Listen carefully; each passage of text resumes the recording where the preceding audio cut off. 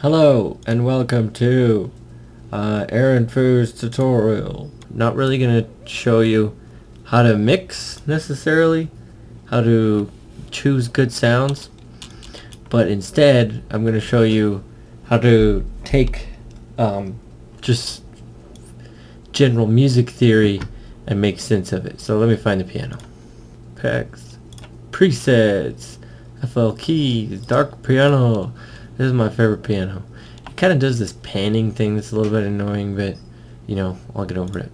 Alright, so here I have constructed a tune. It's not necessarily the best, but it'll help me talk about the basic tune construction and bass line and things like that. So here's the tune that we got.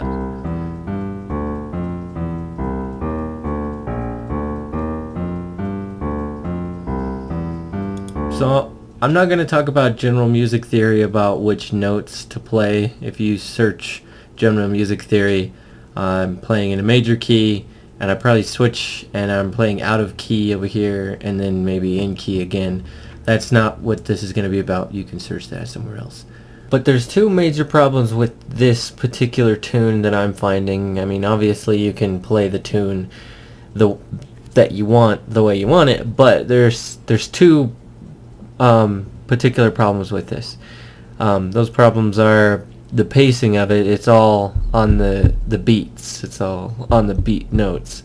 So if I were to break it up a little bit, instead of doing like this, and I instead move this over here and this over here,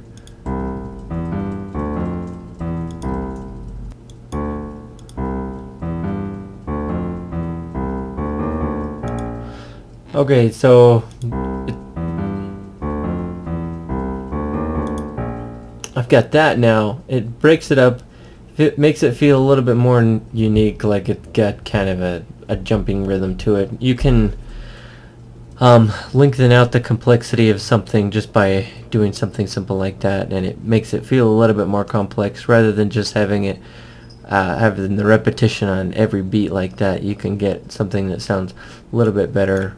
I guess it would sound nicer if I were to put reverb or stretch out those notes to make it sound a little bit more cohesive. But that's one of the problems, is the pacing is just too repetitive. If you listen to this half, it's just very robotic, but this adds a little bit more more of a human touch to it, because it's got kind of more of a flowing feel to it, if you get what I'm saying. So it's more about just breaking it up, and it doesn't always have to be the same. You can change it, blah blah blah. I'll explain that more later. But the other problem with this is that it's kind of sporadic. Typically it's easier to follow a beat if it kind of walks its way up and walks its way down from one beat to the next. So this one kind of jumps up. It walks up this way, which sounds good, and then it's down, then it's up, and then it kind of walks down, and then walks back up, walks down, walks back up. So these parts will make sense, but this note being down here is a little bit hard to follow unless it's kind of got a rolling motion to it. So let me see if I can change this so it's got a little bit more of a rolling motion, or a staircase effect, where each of the notes kind of build into each other. Alright, so what I have here is I did the repetition to this side. You can see these ones are still on the beat, but it works because it's different from those ones and a little bit different from these ones, etc. And it's got a little bit more of a roll to it.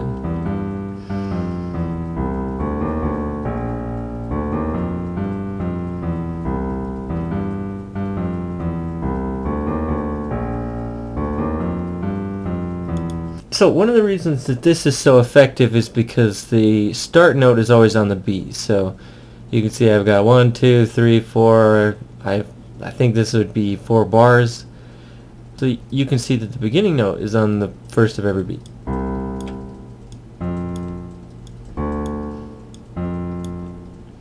And what that does is it gives me a bass line. When you're making a melody that is solo, like this one, the thing that determines what your bass note is what the starting note of the particular bar is. So the starting note of this one is the octave, but this one is a few steps up from that, which means it's the bass note of this section. This one right here is the bass note of this section, and this is the bass note of that section. So if I were trying to create a bass line that sounded nice and was complementary to this, I would just follow those notes. So this one's here, this one's right there, this one is right there, and this one is here again. So let's just replace those.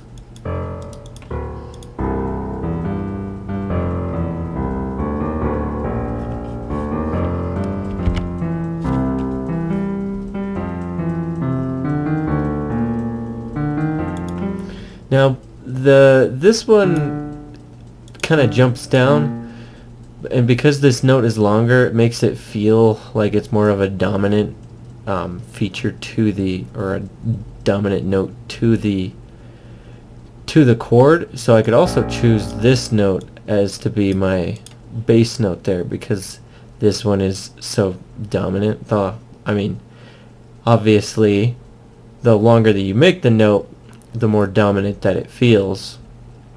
Because if you end on a certain note and that plays out for a while, then you can feel the importance of that note being played, whereas some of these notes you kind of ignore them because they're just rolled by.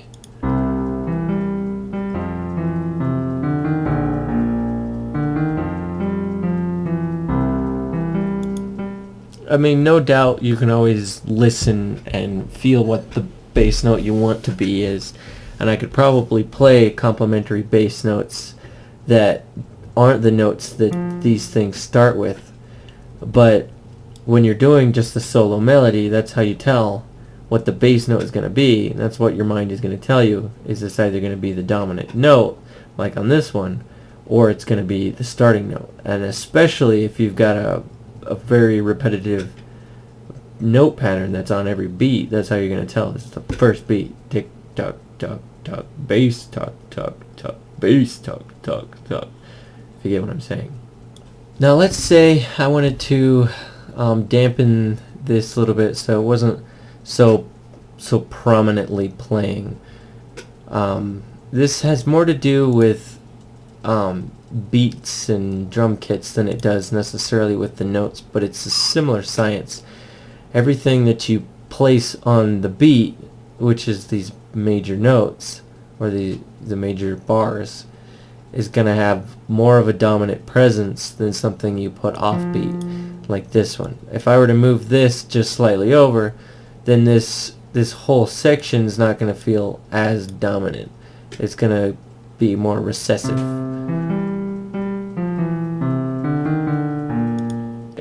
It also, because there's nothing else keeping beat with it, it makes it harder to keep track of where the beat is.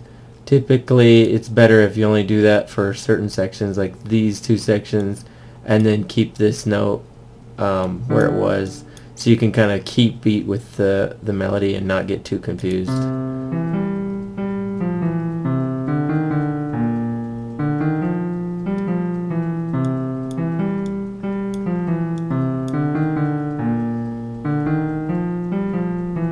There are plenty of songs where the beat was, I still wanted to have the sounds of the beat in the song, but I didn't want them to be overpowering because it was a quieter part of the song. So instead of just lowering the volume of it, I changed the shape of the beat itself in this way where it's not dominantly on those lines, to make it feel more recessive and more smooth, instead of being so prominently on the beat for every note that was on there.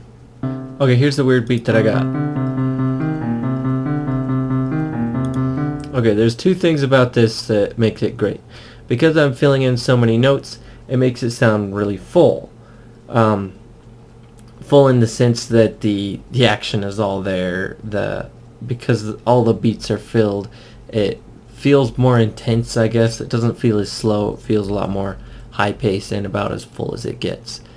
Especially techno songs take advantage of filling every single beat like that.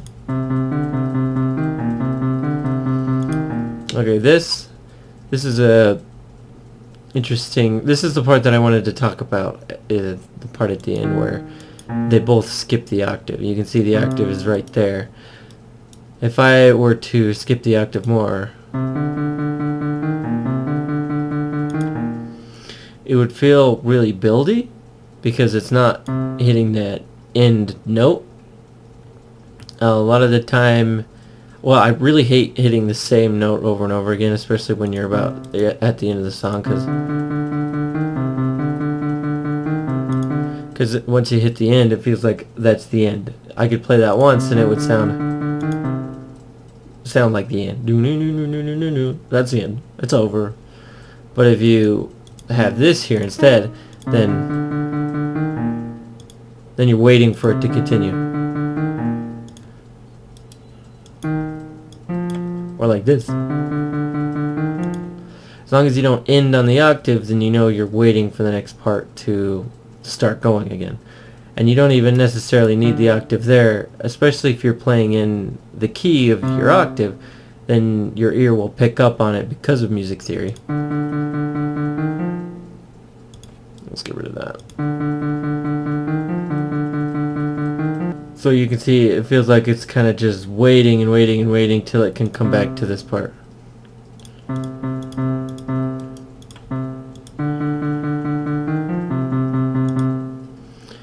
So when you're crafting a melody, if we come back to this one, you can see that this is the bass note. This partly why this note progression works so well is because it comes back to the bass note. If I were to have the bass note at the end instead of the note that I had, then it would just kind of ruin the progression of it. Well, not necessarily, but it'll make it feel like it has an end. Okay, so here I have a basic beat. It's got no melody to it, but it's just a general beat. It's got general notes. Let's see what we got.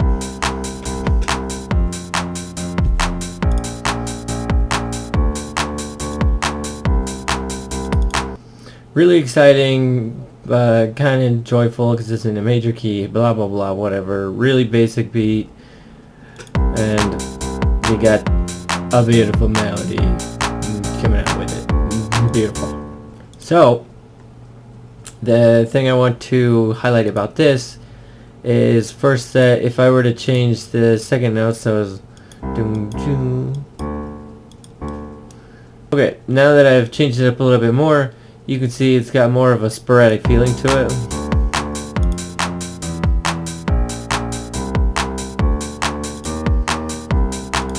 It's because the longer you keep a bass note, the more dramatic something can feel. So that's why this one is a little bit more dramatic, is because the notes stay the same. So if I were to do the same thing, but to keep the notes longer or for even longer,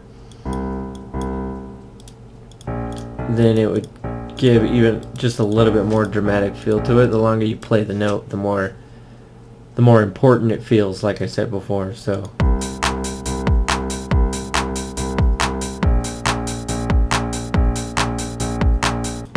let's keep what we have going here and talk about adding a leading melody to it. Okay, real quick, I'm going to change this to more of a bass line thing. So it's got more of a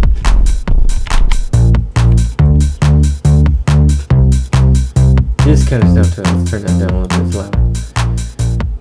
So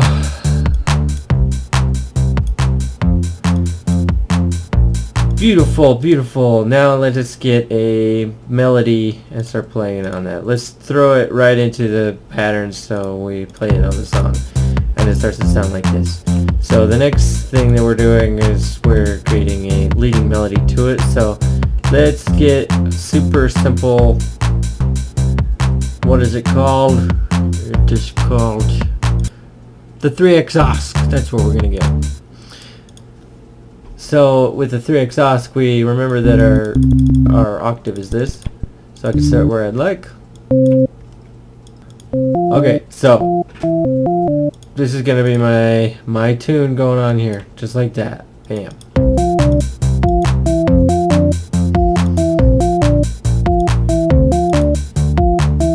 You can see it sounds great because you got those things together. You're starting to make a shape. And I can actually repeat that for quite a while and it works really great. But if I wanted to change it up a little bit more than that, so then it changes to that note. So then now I've got this kind of thing going on.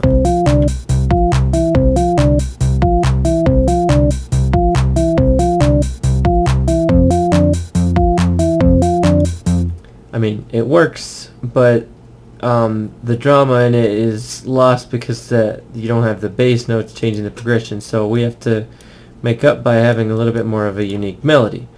Now, the way I like to picture it is, with property melody construction is A, B, A, C. So let's say that this one is section A. So A is going to be different than section B, and then it's going to be the same as section A again, and then section C will be completely different. So I'll show you what I mean. Let's duplicate these a few times so we have a base to work on. So we have this one right here, like that.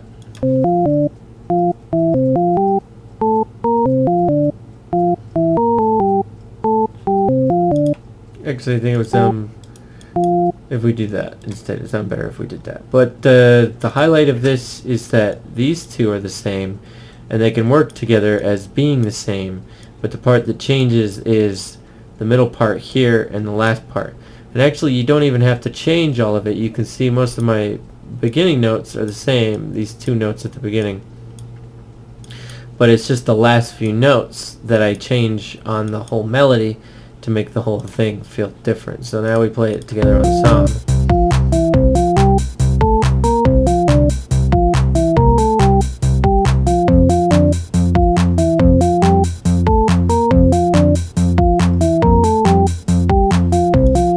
Now it's not so boring, and I could also, whoa, the wind closed my door really quick. Alright. So the other thing I could do is if I were to keep this thing mostly the same, so let's delete that part, whoop, and put this in again, pop, and we got this thing going on. I only really have to change the last note on it to get that same kind of change up repetition to it.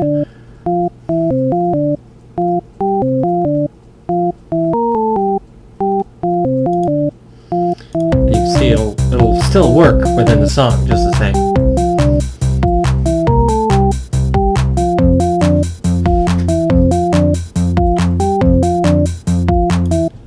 And now I've taken a general song thing and kind of changed it up, given it less repetition in a way that is not going to be as repetitive when you listen to it.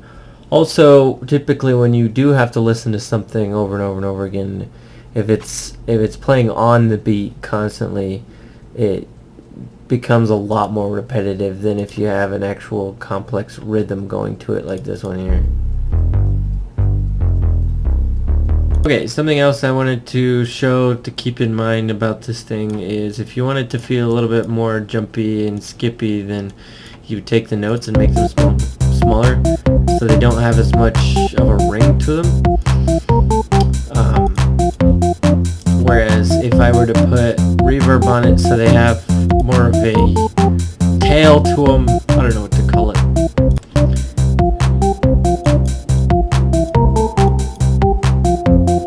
Like that.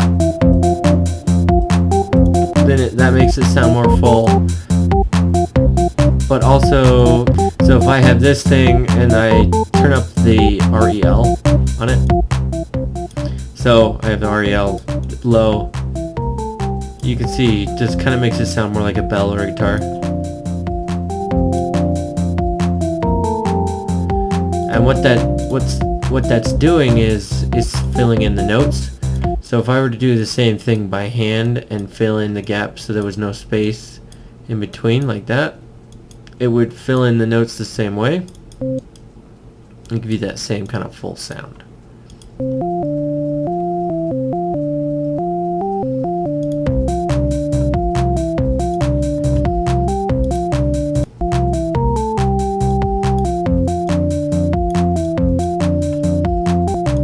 So if we have this going and it's playing, like, oh yeah, it's a great tune. Oh, we say how unique the tune is because the bass is changing notes. Oh, but it's filled up. It's gotten more intense because the notes are full. Okay, so here's another part I wanted to talk about, is when you have something that's very buildy, like this song here. Wait for it, it's got to kind of fade in. So I got this snare thing, it's building, that's great. So that's pretty cool, it does that a few times, and then it intensifies. Intensifies more.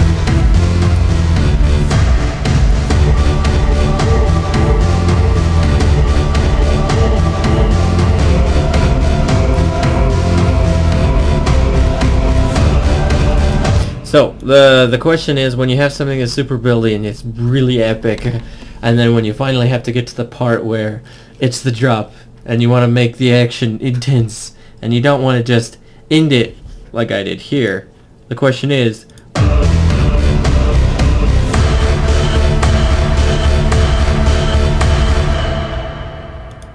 what are you supposed to do with that instead of just ending it? How are you supposed to make this kind of an epic build into a cool song?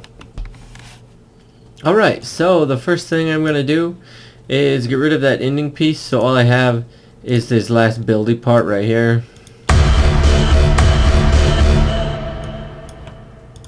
So then it's a gap, and instead of trying to match the intensity of that, I'm going to leave a gap there so that I don't have to match that intensity at all, and I'm going to find the bass line. Let's do it like this. I'm just going to do like a basic techno beat, right? So let's see if I can find some drums.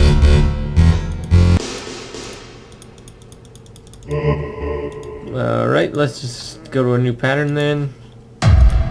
That's not a new pattern. This is a new pattern. Okay, so we're going to work with this one here. That sounds like a good beat. So we got this. Let's make it a little bit longer apart so I don't have to be so ridiculous. Oh, that's not an unused pattern at all. I was tricked. I was bamboozled. Let's use that one instead. There we go. Where was I? This one, right? So now we have that. Let's go back to this guy. So instead we're going to do this. So now we got this going.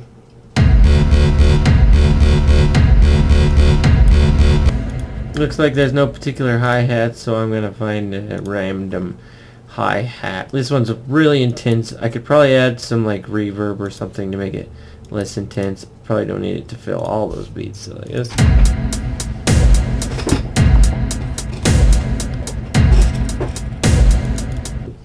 And the other thing I want to do is find a ride. I'm all about that ride. Ride, ride, ride, every beat ride. You can't get more simple. And now we've got this going.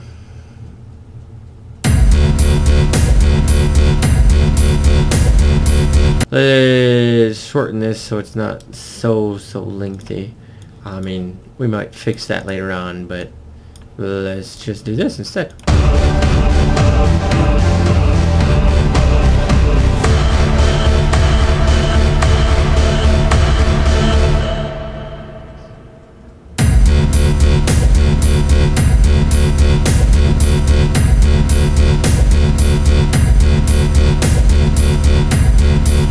Okay, now let's find a leading melody for it. Leading melody. Oh yeah.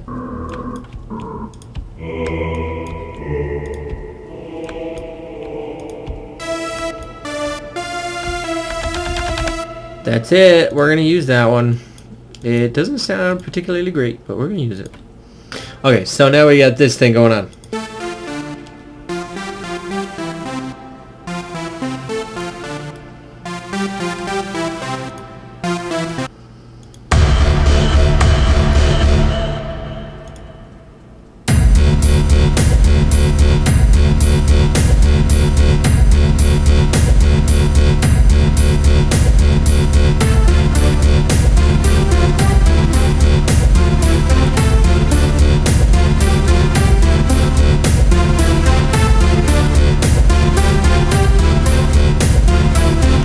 Okay, so what I did was, instead of trying to compete with as many sounds as this has, because this could sound like a full song the way it is if you were just to give it a little bit more treble. The treble is going to be all of these high-pitched sounds. So if I get rid of all of the bass, and the snare would actually, most of the snare is in the treble as well. But this right here is what keeps the song from sounding completely full. Once I have a good bass line beat with the hi-hats going, and sometimes you can achieve those hi-hats just with the sounds themselves, depending on how you want to build your beat. Then the only other thing I need is something driving my rhythm, and that would be the bass right there. So instead of trying to compete with this, I make it completely different and start again.